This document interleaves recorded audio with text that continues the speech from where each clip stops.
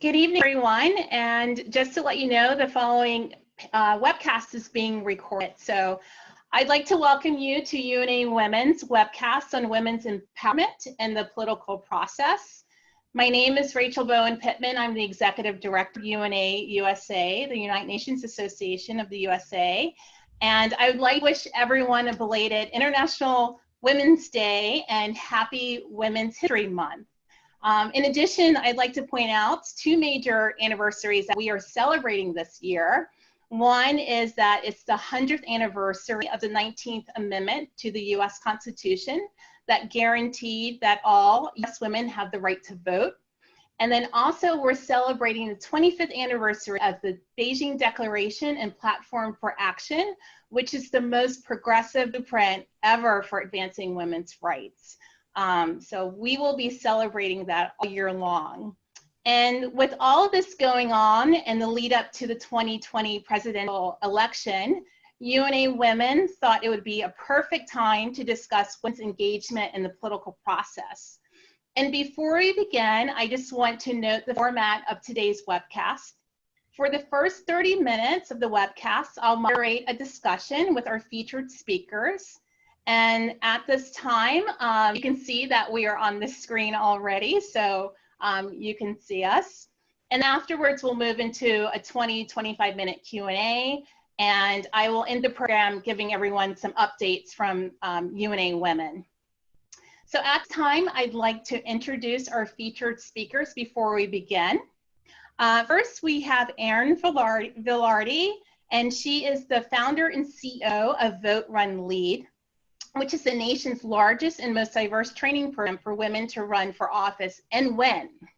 She first launched Vote Run Lead as Vice President of Program and Communications at the White House Project, where she served as the VP of Program and Communications. She served also as a leadership development consultant for a range of clients, including Fortune 100 companies, Global Girls Initiatives, and the U.S. Department of State, reaching leaders in a dozen international cities. Erin is the co-author of the Athena Core 10, an innovative set of leadership competencies for the 21st century leaders based on the latest research and gender analysis for the Athena Center for Leadership Studies at Barnard College. She has appeared on the main stage at Personal Democracy Forum, on CNN, BBC, and Fox News, and her work was featured in the Oprah magazine, Marie Claire, New York Magazine, as well as numerous international domestic articles on women and leadership. She is executive producer of Ann Richards' Texas, a documentary about the late pioneer governor. Welcome, Erin. Thank you. Also, I'd like to introduce Allison Anderson, who is a graduating senior at Rider University, focusing on political science studies with concentrations in multicultural studies and political communications. After serving as an intern for the All in Democracy Challenge in summer 2018, Allison serves on the advisory board and still promotes both civic and community engagement throughout her Rider and local community. Allison currently serves as a Bonner Community Scholar Impact Intern, where she continually works with local nonprofits and their supervisors, promotes constructive development and conflict resolution in the team members, enhances the overall community and civic engagement of those in her community. So welcome, Allison. Hello, everybody. Great, so let's just get right into it. I'm gonna start with Erin. And Erin, thank you so much for being with us this evening. Erin, can you tell me what is the state of women in politics and how is Vote Run Lead advancing women's engagement in the process? Thanks, Rachel. I'm so glad to be a part of this conversation. I am so grateful for the quick thinking to get us on a webinar, and for those of you that have joined us today. I'm sorry we could not do this in person, but as you know, we are dealing with a global health crisis. And so here we are using technology to continue the conversation. And I think it's really apt because it's right alongside sort of what women in politics are doing, which is perseverance. There is a deep commitment right now in the United States where women are continuing the momentum that we saw following the presidential election of 2016, in which waves of women raised their hand to run for office, to volunteer on campaigns in mass numbers, to donate in the largest significant donations in the 2018 election, which then saw a wave of women elected to Congress who were one of the youngest and most diverse Congresses that we now have, the 116th Congress that was. And so I think the status of women in politics in America right now is actually very healthy. But it is healthy and it is operating within a system that was not made for us or by us. And so that system is very much riddled with deep misogyny and the overlays of racism and sexism in how women are perceived as leaders at the very top, and how women are treated door to door when they go door knocking. So we are continuing to see record numbers of women running for Congress, record numbers of women running for the state legislatures, record numbers of women volunteering on campaigns. We know women are fueling things like the major movements around the country, whether that be advocacy around smarter gun legislation or climate change, and that they are really the ones powering the letters that get sent to Congress and the phone calls that get made. We're seeing it on college campuses, as you know, with Allison leading the charge. And so the energy is truly there. What we are coming up against, and we saw in the presidential election, is what I call the sort of neighbor problem, right? We still say that we're okay with a woman president, that we would vote for her. You know, we would vote for one, just not that woman.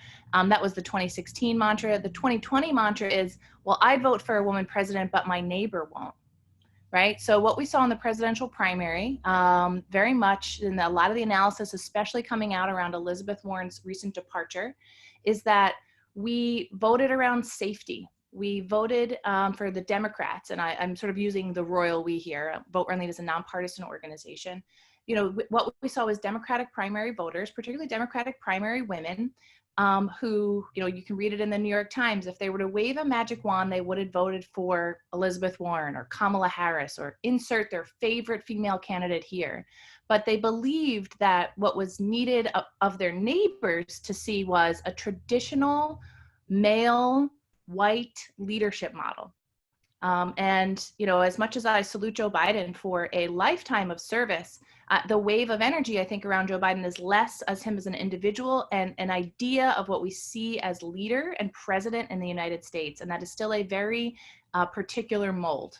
And so what we have is, you know, and I say that with the facts behind it are that he did not have a ground game in several places, right? He did not actually have offices in places that he won. And so the traditional infrastructure would tell you that boots on the ground, you know, campaigning with people who are door knocking. You know, today we're used heavily text message and digital resources that have gone in. He overwhelmingly won places that he did not have that kind of infrastructure. And the exit polls really talk about how folks in the Democratic primary saw this presidential primary as a how do we beat Trump, right? That was the sort of Democrats, and that the way they saw that happening was that it wasn't going to be a woman. And that wasn't their view, that was what they believed their neighbors' view to be. And so we've got to really dig in about what that means at the top. Now, for Vote Run Lead and a national organization that works at the local offices, of which there are 519,000 local offices across the country, we're deeply committed to taking it to the states. With the power of the parties at the top, with the power of the national media at the top to really set the conversations, and often very sexist, even if it's sort of covert or, you know, not blatant conversations around women and around women of color. We have to look at a different level. We have to go change hearts and minds at every state across America.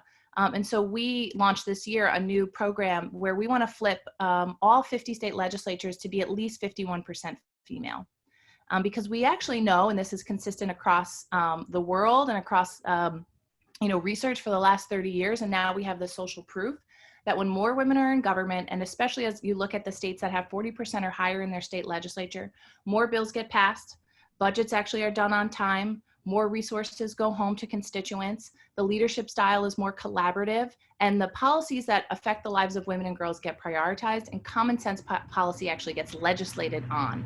So that hyper-partisanship of getting nothing done at the federal level, we can actually move policy forward. We can create a farm team for future women to run for president and Congress, and we can actually begin to, state by state, begin to change hearts and minds around some of this really deeply ingrained misogyny around seeing women as the leader of the free world.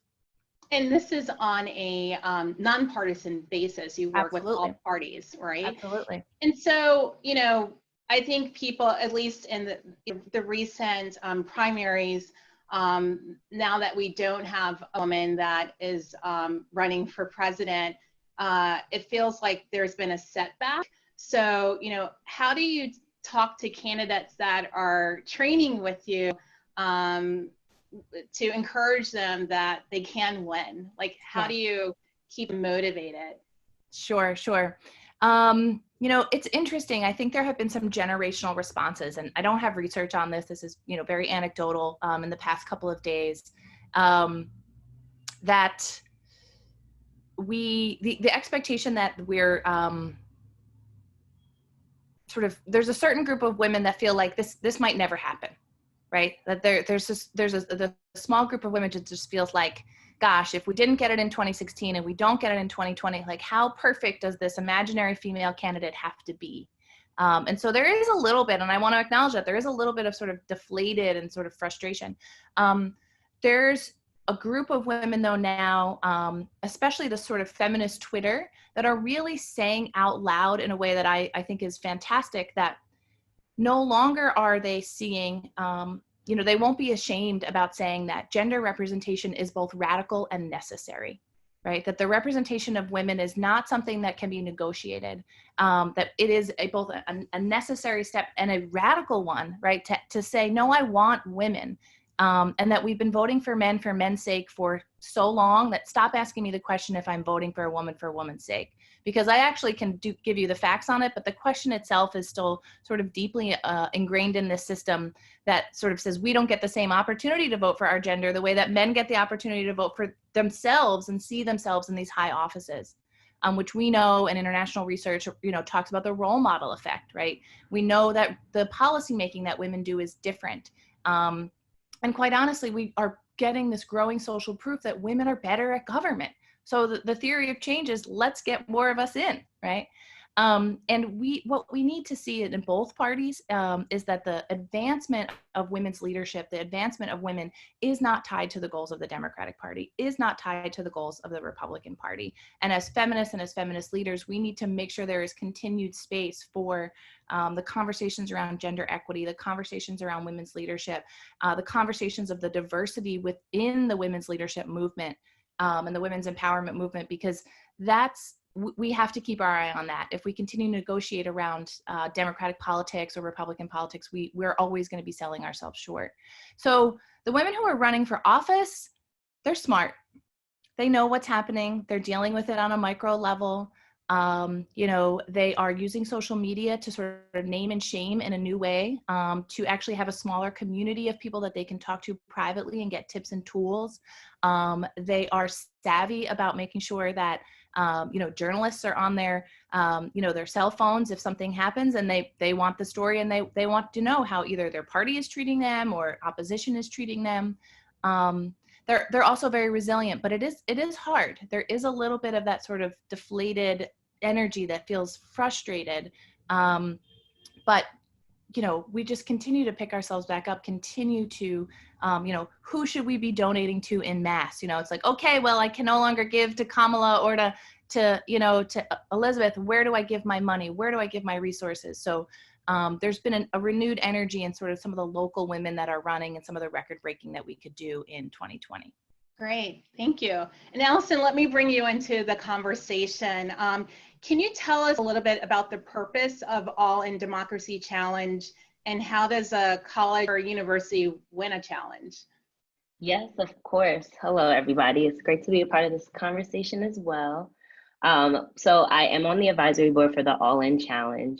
And what we do basically is to make sure that people specifically college students, can get involved in civic engagement in the political process, and not only be involved in it, but stay involved in it. And I think that's one of the key points of the organization, that they don't just stop when the elections come around. They continue the work by making sure that people know what is going on, who's running, what policies they're in charge of. And it's as simple as going onto the website too. Making a team at your university. I made one at my team, and it was at my school, and it was fairly easy. I was able to make a team with my faculty administration. I just went on the website, allinchallenge.org, click join the team, and then it's as simple as putting your information and somebody will reach back out to you. And just curious on that note, what are some of the things that you guys did as a team? So we have a lot of planning committees. Just more recently, we have another planning committee for the 2020 election. And what that looks like is just working with different offices, different student groups on campus. So it's not just administrators or faculty at the forefront of these projects. They're actual students, people and leaders that want to make a difference, not only on their campus, but in their communities. And then how are the students, specifically women, responding to All in Democracy Challenge? Are you seeing like a surge of engagement, as Erin kind of talked about? Yes, I definitely do. I'm here. Definitely, I see more women participating in these efforts, especially on my campus at least. Obviously, there's both people from both sides working with the team, working with the faculty administration on the campuses. But women are definitely at the forefront of this. My political science department grew nearly 50% from last semester, and most of them are women. So it's definitely true that women are being more involved into the political process. And I think it's a great thing, because we're starting to see women in our position, kind of going back to that role model thing that you were talking about. So seeing them, you see all the college students ready to get engaged into the political process because they see women like Elizabeth Warren or Kamala Harris at the forefront of these missions. Right. So. And then I assume there are lots of leadership positions within the organization. And then do you partner with other organizations? And I think you kind of talked about that. Yeah, so personally, I was lucky enough to work with the All In team as an intern. They do offer internship opportunities, but the leadership doesn't stop there. You're able to join the teams at your school. It's as simple as just reaching out to that team and just wanting to put in whatever you want to. So for instance, if you're in Greek life, I know that's a big aspect on my school, on my campus. So a lot of them work with different organizations, and they're able to reach different crowds on campus and connect with them to make sure that they know about the process and what they can do to be involved. And that looks different everywhere. We also have a show where students can get involved and vote by doing poetry. So it's definitely different, switching it up a little bit, but it's a nice experience. Great. And Erin, I didn't, just because we have Allison in this conversation, does Vote Run Lead work with college students? Vote Run Lead works with women, I think 18 to 81 is the oldest woman we've ever trained. And we work with college students, but we also have a fantastic partner called Ignite National. Ignite National actually has chapters across the country, and so they are really hands-on at the campus level. And they're, I think, in about 30 states across America, and they're a key girls and young women's partner for Vote Run Lead. And we're, so it's sort of a both and approach. Right. And then my assumption with these programs, Allison, you're seeing more women run for leadership positions, from student government to major honor societies and so forth. Yes, just to share some information, we did just hit 600 campuses. And if you guys aren't aware as well, women also are a dominant factor on college campuses as well. We have 56% compared to men. And just in the past, I believe in 2017, it was 2.2 million more women in college campuses compared to men as well. So all of these women, like the influx of women on college campuses is definitely a push for them to be involved in these political processes and these engagements and these opportunities for them to be a part of this process. And I've seen it personally, and it's great. So. Great. Well, I'm going to bring in the audience. I'm going to switch over to a PowerPoint so I can show them how to ask a question. So let me just do that. Forgot to show these. So we're going to open up to Q&A, and my colleague Jillian is going to help us out on this. So if you want to join the conversation or ask a question, if you are on your computer, just go to the Participants tab, and then you will, which is right there, and then you're going to look to the right, and you're going to click on the little hand button to raise your hand. And if you are just using your phone audio, just press *9, and we'll be able to acknowledge you to ask a question. So once again, feel free to raise your hand or hit *9.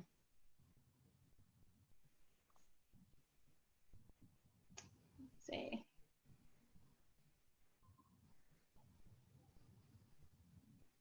Okay, it looks like we have a question from Elizabeth. So I am going to go ahead and unmute your microphone. So please go ahead with your question.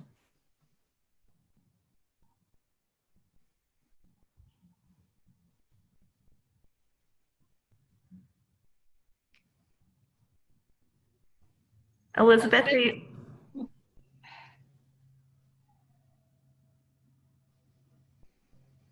All right, you might want to try the next person. We can come back to her.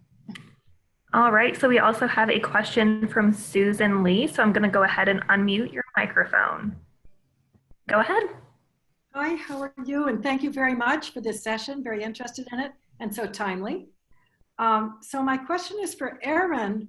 You said that the federal level doesn't look great, at least the national level, and so you're going to a state legislature approach. How about the governorships and the U.S. Congress? What's going on there with women in politics? Absolutely. So for women in Congress, we are actually still seeing a record-breaking number of women running for the United States Congress. And I think we continue to see the crowded primaries, particularly on the Democratic side, more crowded primaries of multiple women running for that seat. So, for example, for the U.S. Senate seat in Texas, you saw some really fantastic candidates, MJ Hager, who is a veteran, Amanda Edwards, who African-American woman on the Houston City Council. There's a third woman who his name is escaping me, but really qualified women that we're getting to choose from. And so there's a healthiness right now, I think, to the congressional races, where people recognize Congress, they sort of understand what it is. What I would like to do is make sure those women who didn't make it through the primary consider a state house or a state Senate seat in 2020 or in 2022, because the gridlock that I think we're seeing at the federal level will dissipate as more women get in, but that will be a slower process. If you look at somewhere like Nevada, where we've seen over 50% women in the legislature, Virginia this election cycle, significant legislation has been passed on climate change, minimum wage, common sense gun reform, pretty standard issues where 60 to 70% of women agree across party on those particular issues. And so more is getting done. And Vote Run Lead has always had a focus on state and local office. 95% of the women that we have seen win have been in state and local office. We feel like there's a network of women at the top where they can get support, though we can talk about some of the holes in our pipeline at the federal level.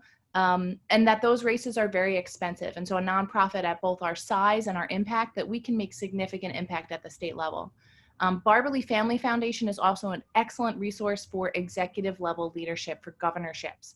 Really talking about, they have probably 2 decades worth of research for governorships. And, I think we can look to states like like Arizona, like Gretchen Whitmer in Michigan. I do think the executive leadership is, even though the number of women governors has still been hovering, we haven't made much progress on the number of women governors, that it actually lines up with some of that executive leadership challenges that we see at the presidential level. And so for me and for my organization, where I think we can make the most rapid change that can have both the cultural and role modeling impacts and create a farm team, I do believe it, for us, the smartest thing to do is the state legislative strategy. But want to shout out our partners like Barbara Lee Family Foundation and others who are working at the executive leadership level. And then the number of women who are raising their hand to run for Congress.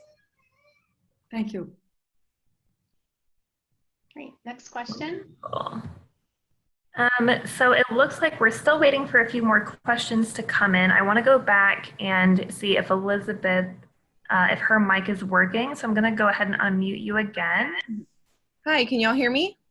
We can, yes. Okay, fantastic. Sorry for the technical difficulties. First off, thank you both Allison and Erin for speaking about your organizations and the work that you're doing.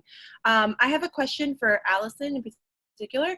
Currently, I'm in between transition. I just came back from teaching abroad for a year, and I will be starting graduate school up in the DC area in August. But the All-In Democracy Challenge sounds really interesting. So I was wondering if there's a way I could perhaps participate now while I'm in this transitionary period, or is it something only that you can do once you're involved and at a campus?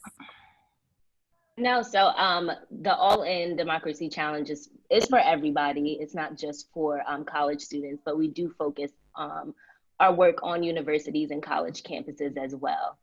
We do have a resource hub on our webpage. So if you ever do want to learn more information and see how you can get involved, you can go to the website and just check out the information there. As well as going to your school as a graduate student, you can still be a part of the team, your voter team at that school, and you can have you could be like the graduate perspective there. Okay, great, thank you. Wonderful. And once again, to ask a question, you can hit *9 or raise your hand through the participants tab. One of the things I'm interested in hearing from the participants is, we've been having a lot of conversations about the system and the ecosystem that women are running in, right?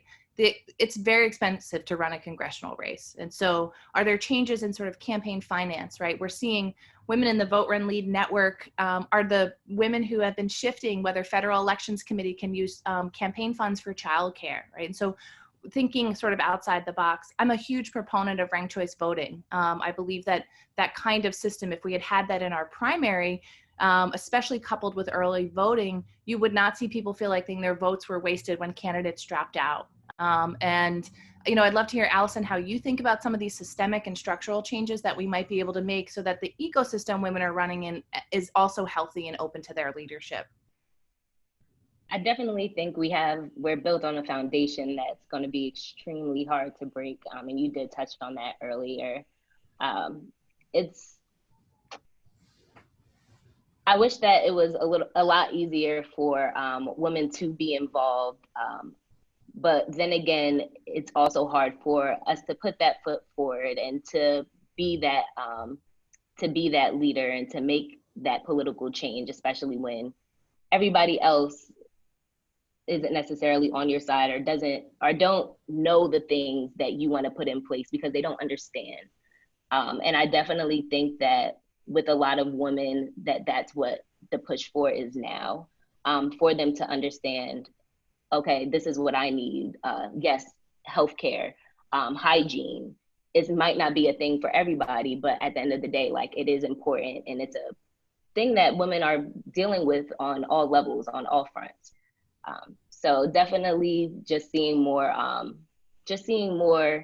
of what we want out there, but also having that passion and that force to do that and to be in front of that political process. I think that the system can change. I think that it is changing, especially with more women running. It's just going to take some time, slowly but surely. And we have a couple comments. Yeah, so we have a few more questions coming in. So there's a question from Catherine. So I'm going to go ahead and unmute her microphone. Catherine, please go ahead. Yes, hi. I have a couple of questions. First, from Rachel, is this whole webinar going to be recorded? Because Yes. I asked for permission to record it and I missed Erin's introduction. So It's being recorded and we can share it with everyone afterwards. okay. And we can share contact info as well. Yeah. Pardon? We'll share our contact info as well. That is what I wanted to ask you, Erin, because we have a couple of women in our area that have run. One just did not make it to the primary, just lost to the incumbent. The other did make it, but she's in the county government, and I know she would probably like to go to the state government. So if they need to contact you for training and support from your organization, I wanted to know how they can do that. And the third question is for Allison. If any of the people from our local colleges want to get in contact with you on how to start or participate in the All-In organization, how could they do that? Great. So we'll make sure that we share their contact information and also the websites as well. Follow up. Okay, thank you. A next question or comment? Yes, so we have a question from someone on the phone. So if your number ends in 3528, you've now been unmuted, so go ahead and ask your question. Hi, I'm Karen from North Carolina. Of course, it's always difficult for everybody, but I think particularly so for women sometimes to raise money. And my personal thing is we need campaign finance reform, which is another reason why I think we need women there. But how, if and how do All In and Vote Run Lead interact with groups like Emily's List or North Carolina's counterpart Lillian's List?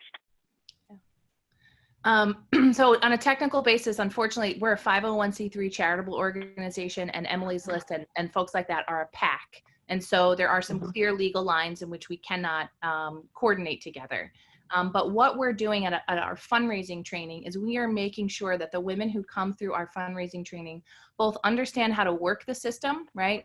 That we are, doing the friends and family fundraising, but also understand that, if you're coming from a low-income community or you're coming from a network that you're the most successful, you're the first, maybe you're the first one to go to college, your friends and family are not the immediate circle. And so we're really helping women rethink that fundraising model. We want to make sure people have access to the digital tools that can help fundraising.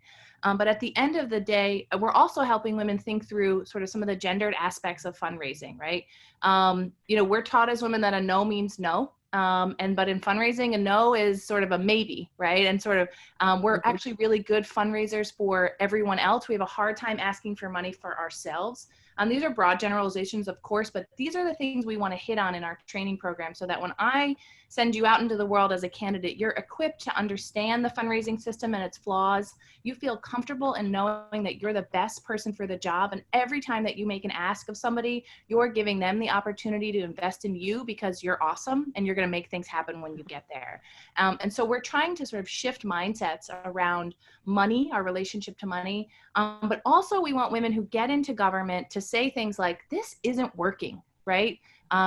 Millionaires in Congress, what is it, like 80% of Congress members are millionaires or something like that.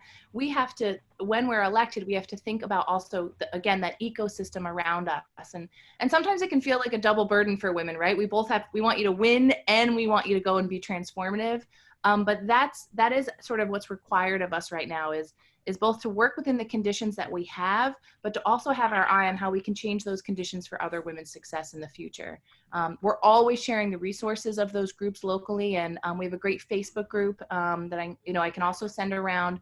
Once you've sort of been through a webinar like this with me on it, we're a very fluid sort of alumni, right? You're in the family, and we welcome you into the Facebook group, and a lot of women sort of chat back and forth about local resources in that, and so I'd be happy to share that community as well. Erin, what are some of the types of resources that are provided for women who are running for elected office? I mean, there are a lot of moms running for office that might need additional support. Like, what are some of those issues or things that have to be addressed specifically for women running for office? Sure. I mean, you're hitting the nail on the head. You know, we have the familial burden still of either taking care of aging parents or sort of being the CEO of a household, understanding where, you know, kids are moving. And so we want you to acknowledge that you might get those kind of questions from the press, and we want you to be prepared, especially single moms, right? Single moms who are running for office get a lot of flack from the press, as the assumption is just like, how could you do this, right? For Vote Run Lead, what we talk about is those things that people are seeing as sort of deficiencies are actually assets right now, because what you're bringing in is a different kind of thinking, a different kind of organizing of your time, a different kind of understanding of how the world works that has yet to be inserted into government and policy making. So we're really trying to teach women how to sort of flip that stuff on its head and say, yes, one, it will come at you, especially for women of color. Again, the sexism coupled with the racism will come at you. Be prepared for it, practice it in front of the mirror, you know, so that for me, I get a little hot and my reaction is to snap back, right? So I might give myself the tip of like taking a breath, right? For someone who might appear that they want to think about it, I might give her more tips on being able to sort of hit hard and say, you know, that's unacceptable and I'm not going to answer that question. And so just really being thoughtful. We have 100 and some trainers across the country that we have certified on our curriculum called Run As You Are. Because what we're trying to say is that, you know, it's not a burden that you're a mom. It's what you're going to bring to the table. Your experience as a mom is going to inform how you legislate. And so you want to be sharing that with voters. So when you get those kind of questions, you can one, call it out for what it is, but two, you can actually use it to your advantage. And so really, again, that reframing around some of the mindset stuff, because we want women to, again, understand the conditions they're running in. But it may mean reaching out to your girlfriend network to say, hey, you can't give me, you know, $250, but can I count on you to pick up my kid every Thursday at 5 o'clock from karate, right? I need somebody to cook a bunch of meals for me so that I can pull out pasta sauce with meatballs in it twice a week and heat it up, right? Just being really open about what you need from the sisterhood around you. And the other thing we're telling women too is that along the way, some folks are going to disappoint you. And that's actually been really hard for some of our alumni. People who said, even encourage them to run for office. When I turn around and ask them for something, or, you know, when I tell them that I might deviate a little bit on a policy position, or turns out that, you know, woman in the party who encouraged me to run is nowhere to be found when I, you know, need her to go to bat for me. And so we want folks to also be aware that there'll be some disappointments along the way, and that's not about you, you know, and not to internalize that stuff, because as we've seen more women run, that's been an interesting theme that's come back for us. Yeah. And Allison, you know, with All in Democracy Challenge, I'm assuming that there is a strong encouragement that youth voices and their votes matter. But you always sometimes hear the pundits say that youth will show up at the voting booth. You know, what are some things that you guys do to encourage youth to actually show up at the voting booth and make them understand that their voice does matter? So we let the teams cater to their campuses based off of what they feel like their campuses would need. So back to what I was saying earlier, so something our campus does is we work with different clubs and organizations on campus so that we're able to reach the students that probably don't see that voter registration table in the dining hall, or maybe they don't have that political science class with the professor encouraging them to go and register to vote. But we do have clubs and organizations, over 170, and I'm sure other universities and colleges have even more than that, encouraging students to participate in voter engagement. So it's not just political science students pushing for that engagement. You have athletes pushing for it. You have administration. You have the multicultural organizations on campus. You have everybody trying to put their foot one step at a time into the pot. And I definitely think that with everybody working together, not only are you getting different sides and different perspectives of what we need, not only as college students, but what our community needs to move forward in the political process, so that we can become more civically engaged. And that's great to hear. With UNA USA, we have over 100 chapters on college campuses out of our 200 chapters, and they do a lot of work around the Sustainable Development Goals and advocacy on things as, you know, gender equality, climate, poverty issues. On your college campus, are you seeing students activating around these issues, getting people to sign petitions, going to marches, volunteering more in the communities? Are you seeing engagement and from your student population? Yes, we definitely are. And our school is also pushing for people to be more involved. So like I said, we have a committee on our team that focuses, that on our college campus that focuses on different ways to be involved. Because not everybody wants to go knock on that door, not everybody wants to sit at a table and get people registered to vote. Everybody's purpose can be different. Right. We want students to understand that their purpose is valuable regardless of where they could fit in. So I definitely have seen a lot of, I would say a lot of push for diversity and inclusion. I feel like that's a big thing, at least on my campus, where more people are trying to be heard. We had a lot of seminars about like everybody's voices being heard. So whether that be women, whether that be the African American or somebody in the Latinx culture, we're seeing more people wanting to be involved, and that push for involvement is across the board. It's not, like I said, it's not just political science clubs. So that's, I think, one of the biggest highlights. Great. Let's take another question. Yeah, it looks like we have a question from London. So London, go ahead. Hello everyone. My question is for Erin. Erin, could you tell me a little bit more about your trainers, like how your trainers are trained, how they are identified, if someone were interested in becoming a trainer, and if your trainers also address the different intersectionalities of women, of the women who want to run for office, such as women who live with disability, or women who may have different gender identity, things like that. Yeah, absolutely. Thank you. So we have the Run As You Are curriculum itself was built by local elected officials across the country, diverse in their geographic location, in their racial identity, and the offices that they hold. So really it was sort of built by and for the women we are trying to train and to see run for offices across the country. Our community is about 60% women of color. About 1 in 5 women come from rural America. About 20% identify in the LGBTQIA community. We can do a lot better with women with disabilities. And so that's definitely an area that I both want to partner up more. There's some more groups that have come to us about what that might mean. And so one, it's sort of built into the DNA of Vote Run Lead from our co-founders, who they themselves are quite representative of the country. And so really thinking about how the trainer pool is reflective of that. And we are, I think, 125 trainers right now across about 38 states. Run As You Are is a 6-point curriculum that is sort of 6-point methodology, and there's not a piece of curriculum for everything, right? There's sort of, we try to have most of the modules hit on 2 or 3 of the core pieces of curriculum.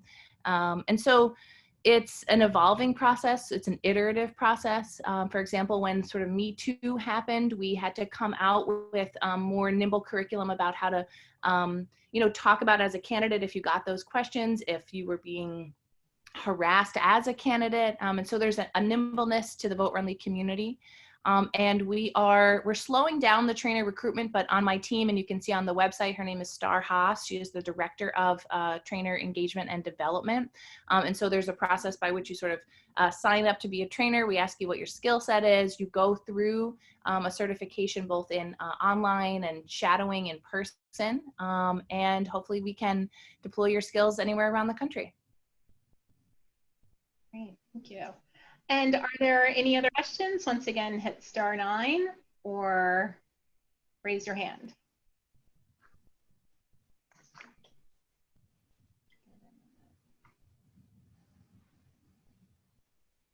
Okay, so we have another question from Susan. Susan, go ahead. Hi, I was wondering about women voting for other women. If you have any data on that. If a woman runs for office, are other women more likely to support her? Are there kind of no evidence whether it's a man or a woman who's running for office? So we did a survey back in 2017 with Marie Claire magazine, and it was pretty split right down the middle. And it was a small survey, but if you look, there isn't that much data on this, that women are making strategic choices in the same way that, men are making strategic choices. And in fact, we might be making more strategic choices because we're aware of gender bias, and sort of men are less aware of gender bias. And so the comfortability in voting for men, they're not necessarily recognizing as their own bias. But no, there isn't sort of I'm going to vote for a woman because she's a woman data set. But this, particularly after Elizabeth Warren's stepping out of the race, I for the first time on social media, and Allison, I don't know if you had seen this, like, I want a woman for a woman's sake, and I want you to stop telling me that that's not okay. So there's been a sort of a different kind of echo chamber around that in the last couple of weeks. There's a group called She the People that is saying, I want a woman of color vice president. Like, no, there's no conversation. I'm not telling you why, and they've actually got a poll out on shethepeople.org. We've shared it, that you can sort of pick the 5 women you want to see, women of color you want to see as potential VPs for the Democratic ticket. So while there isn't that much data on it, and I think again that women have been operating a little bit in this like, post Hillary, like there's a little bit of, oh no, right? But I actually think, like, in places, for example, in New York City, and we have some amazing women running for mayor of New York City in 2021. One, we're using ranked choice voting, so I'm excited about actually seeing some of those women where they rank along with some of their, how that conversation happens differently now that we are using ranked choice voting here. I'm actually in New York City. Really fantastic woman. One is a longtime head of a major nonprofit in the city. One is a commissioner who's a former veteran. Highly qualified women. And so I think the change we'll see will be in places like New York in 2021. Never had a woman elected to the mayorship. There's women of color running. And I think there might be more of a like, no, honey, I've got plenty of qualified women on my list. It's time. I'm voting for a woman for a woman's sake. So I hear it coming, but I don't have the data. Okay. Seems like New York is the hub for change. It started with Shirley Chisholm in 1972. So, hey, definitely seems so. Great. Great. And it looks like do we have time for another question? Yes. Great. Okay. So we have a question from Elsa. Elsa, go ahead. Hi, thank you. I first of all want to thank you all for your presentation. My name is Elsa Beljean. I'm calling from Phoenix, Arizona. My first question would be, I don't want to be the devil's advocate, but you just mentioned voting for a woman's sake. But when you apply this to business, and I've seen it in a big company, that they try to fill a quota of women in higher positions, and I congratulate them for that. But I have talked to people in their staff, and they all know that this person isn't qualified for, and it was a really disappointment for me that in many organizations, and having this quota to fill, to advertise on it, but the people, they're not setting them up for success. So I really appreciate what you're doing with your nonprofit. Maybe you can highlight what's the difference of voting for women's sake and voting for the most qualified person for the job? Yeah. Well, I think we're lucky enough right now that those two things are one and the same. And I think what we're actually seeing is that the women who have risen to the top have often been deeply qualified with very significant resumes. And what I don't want to see is women have to be twice as good to get half as far, right? Or just as far. So you, Elsa, having this kind of analysis to say like, quote unquote, the diversity hire, right, is setting that person up for failure. It is one thing to take a risk to say, I believe that the pool of leaders at my organization should be racially and ethnically diverse. Therefore, I am going to expand the pool of talent that I'm picking from. But when I pick that person, I have to make sure the environment I'm putting them in is to say like, hey, we want to make sure you are set up for success. We cannot just sort of hire a woman of color for the sake of saying I now have a woman of color on my staff, right? In fact, that is sort of perpetuating a lot of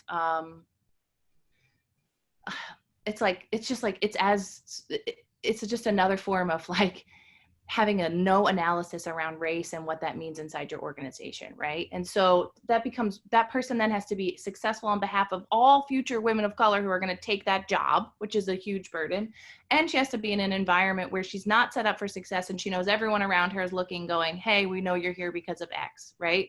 So really candid conversations about what that means inside your organization if you are going to have a commitment to diversifying your leadership pool. It also means that you have to work harder on the talent end, right? You have to go to different places. You have to open up the job descriptions for longer. You have to do more legwork and recognize your own bias in the process of hiring. I mean, I continually have to like refresh and do this and think outside the box and like talk to my coach, and it is work. It takes work to do this, and we have to be committed. We have to also say to our upper leadership, like, you're not doing the right thing. I'm gonna signal to you that you're not doing the right thing, and I want to give you a couple of resources about how to make that better. But I myself am also coming to this point that's like, I've seen plenty of unqualified men be in public office, and I'm perfectly fine seeing a couple of unqualified women if that's what it's going to take in order to get waves of amazing women in office. Yeah. I'd like to give you both the opportunity to give closing statements by answering the question of what gives you hope that we will see more women's engagement in the political process. I'll start with you, Allison. I definitely have a lot of hope with women in the political process. The main thing that gives me hope is being here on my college campus and seeing the change full force. I see women every day. I talk to a lot of my peers, and we're just ready to just go head on and be a part of the change, and not just be a part of the change when it comes to elections, but be a part of the change when it comes to being a part of the community, doing that service and making sure that, we're getting the things that we want, the things that we deserve. Yeah. A lot of things are giving me hope. I think the surge in voter turnout gives me hope. Women like Stacey Abrams give me hope every time I sort of see her face.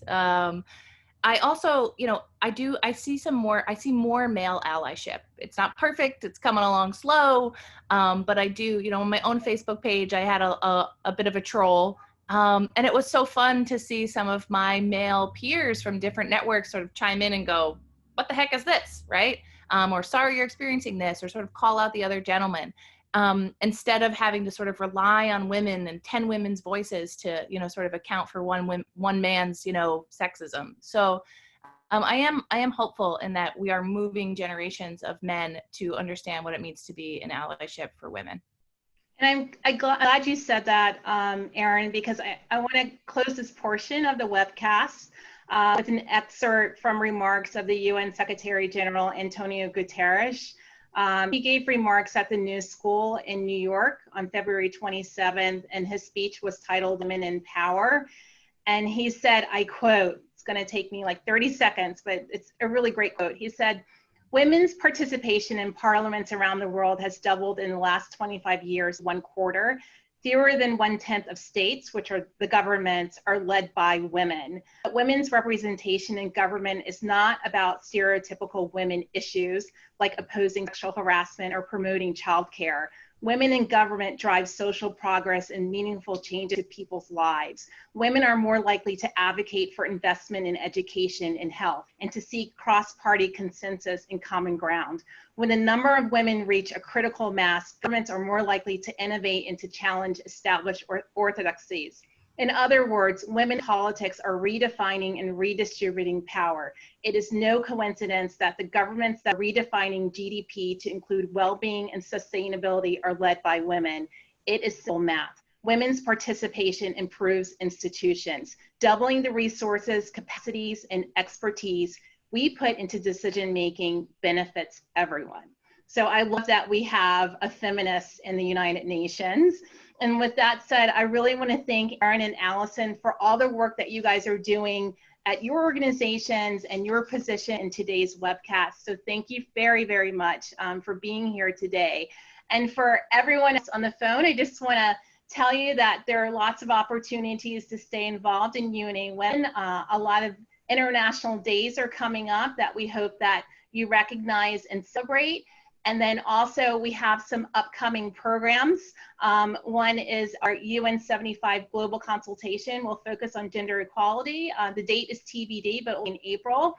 And then we will hopefully have our Leadership Summit. No, we will have our Leadership Summit June 7th through 9th. And UNA Women always will do a great program like this one today during the Leadership Summit. So we hope to see you there. But with that said, thank you everyone for joining us tonight. We really appreciate your time.